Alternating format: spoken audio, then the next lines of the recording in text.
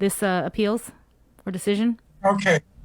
Well, anyway, last year during 2019, the food service was being done on an emergency basis. It's been on an emergency basis for years now. Yeah. I think you remember when even the mayors were made to do the food service for the Manamco because public health wasn't able to get itself together to get this contract out correctly.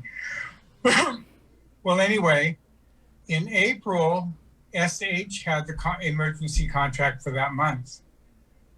5 days a month, it had a C rating, and under the contract, that meant that it would be terminated. To ward off termination, they went in and voluntarily withdrew from the contract, claiming that they didn't have enough delivery people to get the meals out on time and didn't want to continue paying all the fines that they were being levied against them. So GSA allowed them to voluntarily withdraw.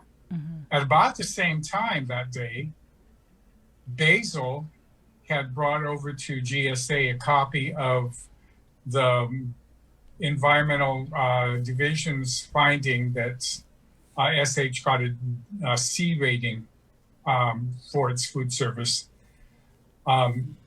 GSA said, well, you know, they've already terminated the contract, so that's fine. They gave the contract to Basil. Basil had the food service from April, May, June, July, August, September, and October. In September, GSA issued the invitation to bid, which would have been for a 3-year contract. Everybody submitted their bids in October, and on October 24th, they opened the bids, and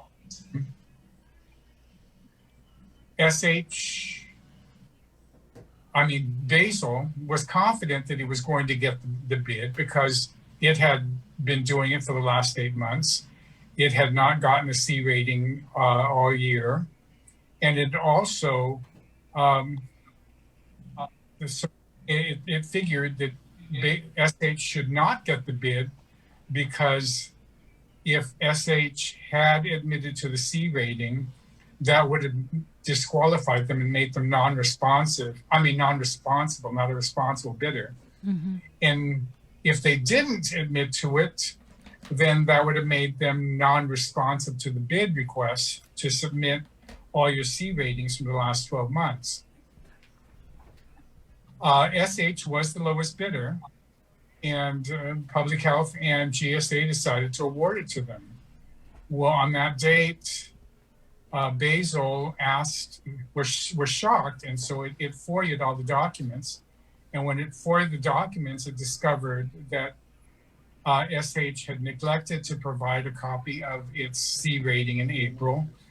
And so therefore they should have been found as non-responsive and also found non-responsible. But according to a new Supreme Court decision, their filing of the appeal at the time that they did in late October, early November, was not timely because under the new Supreme Court ruling, Basil should have brought this complaint in April when it knew about the C rating, or it should have brought it when it knew that SH picking up a bid, it should not have picked up a bid, or it should have asked when the bids were open, did they put the C rating in there? They didn't. So I dismissed their appeals on all 3 of those, but I found that Basil had also complained that they weren't treated fairly, that they had complied with the statute. GSA decided that it was going to say, well, so what if SH did not submit something in their bid? You also didn't admit the fact that you had gotten a D rating in June of 2016. And Basil felt that was more than 36 months before the bid. And and so the government decided, oh well, it's only a mere formality, this ratings. I found that to be unfair because when Basil had the D rating in 2016, they were made to, their contract was immediately terminated, and they had to go to court all the way up to the Supreme Court, who upheld the termination. And so I found that that part of their complaint appeal was timely and in their favor, that they weren't treated fairly, which is the underlying precept and intent of the procurement statute. And so I terminated the contract. During the appeal process in January, you remember early this year, the big hoopla about opening the office. And in the news release, it was reported that the building was given for free. I didn't know it. I was at the opening and I didn't realize that SH was and Hacklebortown were the same. Right. Basil somehow knew that they were the same people, and they knew that in the invitation to bid that you're required to sign a separate affidavit that you know that the procurement statute prohibits any vendor from giving any member of the government or the government any gratuity, bribery, any kickback of any amount, including anything as de minimis as raffle tickets. And so it FOIA'd the documents and found out that SH had offered the building and the government had accepted the building for free, including the parking lot. And so it filed a second protest.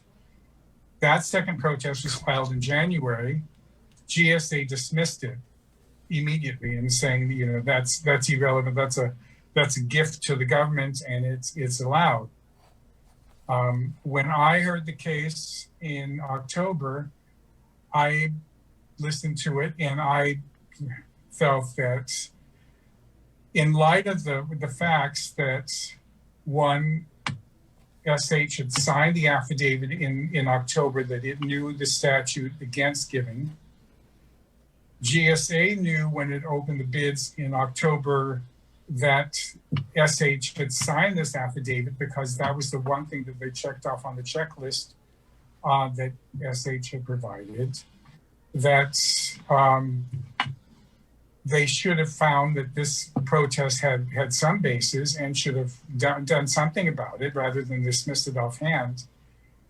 And 5 days after they dismissed it, they awarded a $5 million contract to SH to do the DLC feed service. So I felt that all of those things together didn't settle right with me. I felt that it was a violation of the statute. It was a violation of their certification that they were not going to be given gifts. It was a violation of the contract because when they signed the contract in November for the food service, in the contract, there's a specific provision in the contract that says you shall not give any gifts to the government during the period of not only the contract, but the warranty period after the contract. That's how the statute reads. And so I felt that it was a violation of the ethics provisions. I separated the two bids, terminated the contract, and made an order to show cause that within 30 days, SH was to appear before me and explain why they should not be debarred or suspended from government procurement. So that's BJ, I wanted to ask you that during this pandemic, we've seen so many, emergency procurements, programs, funding and all that. And the fact that we are in a pandemic and some of these things need to kind of be fast tracked, are you making allowances for certain, things, maybe a little leeway that normally you would be by the book, letter of the law, or are you kind of understanding that, sometimes these things, we just need to get the help to the people? So is there a way that maybe you're just kind of ensuring that, hey, we're doing this by the book, but also... Well, a couple of things is all this happened before the pandemic hit. Right, but other cases I'm talking about, that... Hypothetical that I will deal with when it comes before me. Right now, I'm not going to say whether or not I will or will not. I've sworn to uphold the law, and that's what I will do. Unless, of course, they can show when your hypothetical comes before me that it was absolutely necessary. So this is something that, this pandemic, years from now, you'll probably be reviewing the books and the records on this, yes? So, I mean, that wasn't this case. Mm-hmm. Right. So This happened pre-pandemic. So let's just get back to this particular case with SH and Basil. You said that there's the 30-day period for the order to show cause. Have you had any conversations with the chief financial officer over at GSA? No. Oh, okay.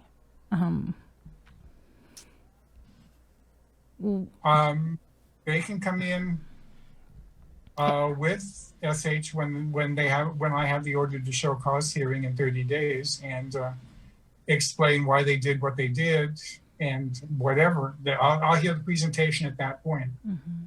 But right now I've made the determination that right now it doesn't smell right, and they're going to have to prove to me that it was right and that I shouldn't suspend them for a period or debar them from bidding in government contracts. Mm-hmm.